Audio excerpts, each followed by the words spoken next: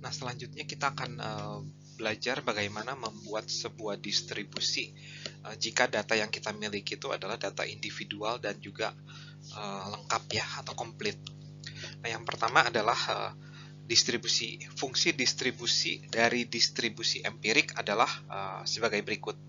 Nah, dilambangkan dengan F besar ya. F besar itu karena kita akan membuat sebuah fungsi distribusinya, dan kemudian ada n kecil, subscript n itu, jadi fn itu adalah menandakan bahwa yang kita buat itu adalah distribusi empirik, karena kita distribusi empirik ini adalah berdasarkan data. Nah, formulanya sangat mudah ya. Nah, yaitu adalah total datanya. Jadi karena setiap data itu kan diberi peluangnya itu 1/n ya. Oleh karena itu distribusi empirik, fungsi distribusi dari distribusi empirik adalah jumlah data ya yang kurang dari X ya, atau kurang dari sama dengan sih sebenarnya itu, dibagi dengan N. Nah, ini adalah formula ya, atau persamaan untuk menghitung fungsi distribusi dengan menggunakan model empirik gitu ya. Nah, kemudian kita akan mencoba untuk mencari fungsi distribusi dari distribusi empirik dengan menggunakan dataset A dan dataset B ya. Nah, kita akan kerjakan di slide selanjutnya. Berikut ini adalah dataset A ya. Jadi di sini saya sudah menulis ulang ya dataset A itu seperti apa. Nah, dataset A itu adalah jumlah kecelakaan gitu ya. Jadi variabel random yang mau kita modelkan yaitu X-nya itu adalah jumlah kecelakaan ya, atau jumlah klaim lah. Jadi kita tidak berbicara tentang banyaknya klaim, tapi yang kita berbicara itu adalah tentang jumlah klaim ya, dalam 1 tahun ya. Nah, jadi ada sebagai contoh ada 81.714 yang klaimnya itu 0, yang X-nya 0, dan ada 11.306 yang X-nya itu 1 ya, dan seterusnya gitu ya. Nah, di sini kita akan mencoba membuat distribusi empiriknya. Nah, ada baiknya kita membuat sebuah kolom baru ya, yaitu namanya kolom frekuensi kumulatif ya gitu ya. Nah, karena ada 0 nih, berarti dengan kata lain ada 81714 ya, yang jumlah polisnya itu 0 atau kurang gitu ya. Dan kemudian ini kita bisa tambahkan menjadi 93.020. Nah, berarti dengan kata lain ada total 93.020 polis yang jumlah klaimnya itu 0 atau 1 ya, dan seterusnya. Nah, selanjutnya saya akan tulis langsung 8 dan 94.888, kemudian ada tambah 40 ya, jadi cuma 94.928, dan ini tambah 7 4935 ya. Nah, berarti yang ini nih yang saya lingkarin itu adalah total data sih sebenarnya ya, ada total data. Nah, selanjutnya kita akan mencoba membentuk fungsi distribusi dari distribusi empiriknya ya. Ya, jadi fn, n-nya itu dalam hal ini 94935x ya. Nah, di sini ada banyak kasus ya, jadi saya akan membuat sebuah case gitu ya. Nah, yang pertama jelas 0 ketika X-nya itu kurang dari 0 ya. Kemudian yang kedua adalah ketika X-nya itu kurang dari 1 tapi lebih besar sama dengan 0 ya. Berarti ada 81.714 dibagi total data ya, 94935 ya. Ini ketika X-nya kurang dari sama dengan 0. Sorry ya, salah. Ketika X-nya lebih besar sama dengan 0 tapi kurang dari 1 ya. Nah, selanjutnya 93020 dibagi 3 dari 2 dan seterusnya ya. Semoga Anda sudah mendapatkan idenya ya. Jadi saya akan langsung tulis aja sampai semuanya ya. Jadi saya akan tulis dulu. Nah, saya lanjutkan lagi.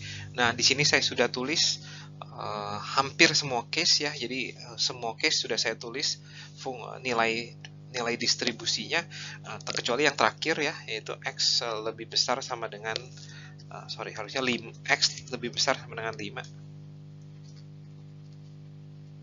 X ya. Nah, di sini harusnya nilainya adalah 94935 dibagi 94935, atau dengan kata lain itu 1 ya. Nah, di sini saya sudah menulis fungsi distribusi dari model empirik dari dataset A ya. Nah, semoga sudah cukup jelas. Nah, kita akan membahas PDF-nya ya, PDF dari distribusi empirik itu seperti apa, tapi nanti ya. Nah, sekarang kita akan fokus di fungsi distribusi dulu. Selanjutnya kita bahas contoh yang kedua ya, di mana kita akan membentuk distribusi empirik dari dataset B ya. Nah, dataset B itu terdiri dari 20 data. Nah, oleh karena itu kita akan mengestimasi F20X-nya itu seperti apa. Nah, namun sebelumnya kita ingin menyelidiki dulu dataset B itu tuh apa gitu ya. Jadi X yang mau kita estimasi atau X yang mau kita modelkan itu adalah merepresentasikan apa gitu ya. Nah, seperti yang saya sudah jelaskan, dataset B itu terdiri dari besarnya klaim ya yang harus dibayarkan oleh si perusahaan asuransi kepada 20 sampel pemegang polis ya. Berarti X-nya itu adalah, dalam hal ini adalah besarnya klaim ya.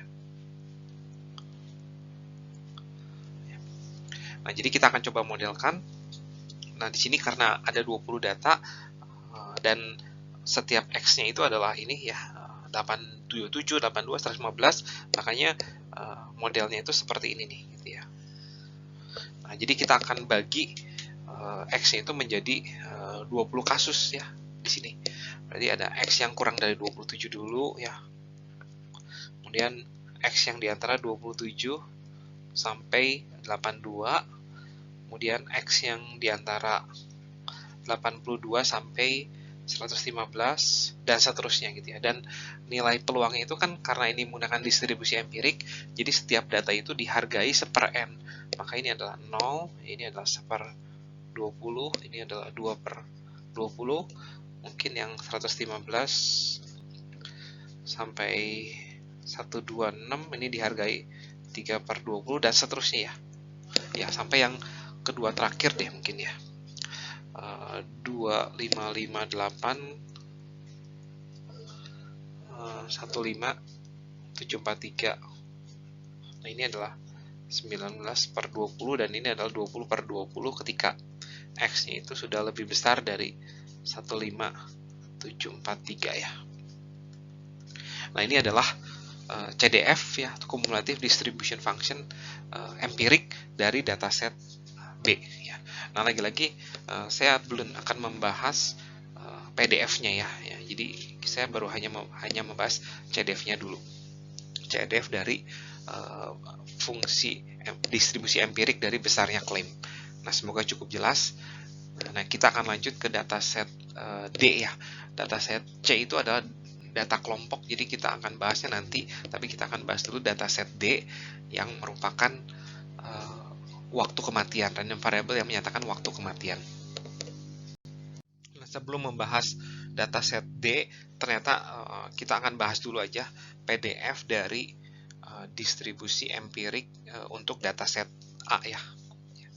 Nah, PDF dan CDF itu kebetulan karena distribusi empirik itu adalah menghasilkan distribusi yang diskrit, makanya kita tidak bisa mencari PDF-nya dengan menurunkan CDF-nya ya. Jadi hati-hati. Nah, karena dataset model yang kita buat itu adalah model diskrit, oleh karena itu PDF-nya itu atau fungsi peluangnya itu ya setiap titiknya ya. Nah, jadi kita tahu bahwa di dataset A itu total datanya itu ada 935 ya, dan dari 94.935 itu ada 81.714 data yang bernilai 0. Oleh karena itu ya ketika X-nya 0, peluangnya itu segini gitu ya. Dan kemudian dari 94.000 data tersebut ada 11.306 data yang X-nya itu bernilai 1. Oleh karena itu peluang X sama dengan 1 itu sebesar ini gitu ya. Nah, ini adalah peluang X sama dengan 0 ya. Ini adalah peluang X sama dengan 1. Dan yang terakhir ya, hati-hati, ini adalah peluang X lebih besar sama dengan 5 ya. Nah, di sini ada kita melakukan modified data di sini.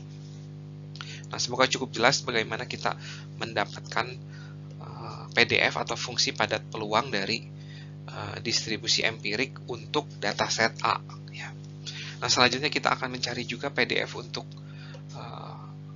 model empirik dari dataset B.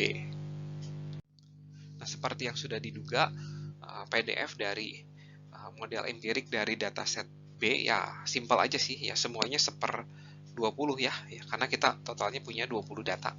Ya, tapi jadi untuk X sama dengan 27 ya peluangnya berapa ya 1/20, tapi untuk X sama dengan 30 misalkan ya peluangnya adalah 0 ya, jadi dia tidak punya nilai gitu ya. Tapi kalau F30 nilainya ada ya, yaitu 1/20. Ya, jadi hati-hati ya. Semoga Anda bisa membedakan kenapa yang ini 0, kenapa yang ini 1/20. Dan nilai-nilai yang mempunyai peluang itu adalah nilai-nilai yang ada di sampel ya gitu. Jadi karena nilai-nilai yang ada di sampel ya terbatas ya nilainya ya. Jadi tidak kontinu. Cuman 27, 82. Jadi titik-titiknya itu adalah titik-titik yang diskrit ya. Sehingga kita bisa mendapatkan PDF dari model empirik untuk dataset B itu adalah seperti ini. Yang total ada 20 baris di sini. Saya tidak tuliskan semua, tapi semoga cukup jelas. Nah, sekarang kita akan masuk kebenaran ke dalam dataset yang D.